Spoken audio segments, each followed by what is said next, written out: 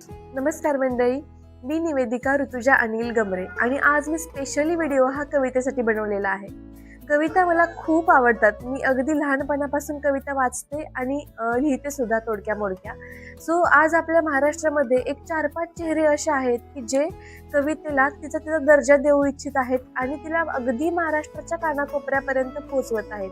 महाराष्ट्रातल्या प्रत्येकाला कविता म्हणजे काय हे माहीतच आहे, परंतु ती थोडीशी बाजूला सरली होती असं म्हणायला काही हरकत नाही.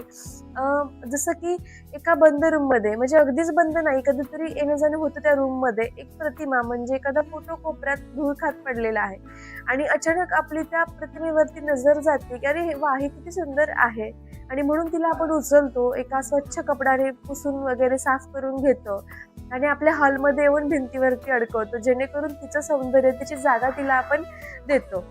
अगदी त्याचप्रमाणे कवितेच्या बाबतीत ही 4-5 मंडळी करत आहेत आणि त्याचा अतिशय मनाला आनंद होत आहे.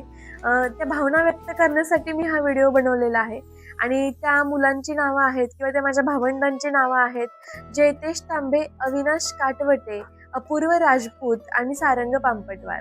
हे वेगवेगळे कवी संमेलनं, वेगवेगळे कार्यक्रम घेऊन खूप छान कविता सादर करत आहेत आणि मी त्यांच्यापेक्षा मोठी नक्कीच नाहीये, परंतु लहानग्यांचे आशीर्वाद सुद्धा आयुष्यामध्ये आपल्याला खूप पुढे घेऊन जातात.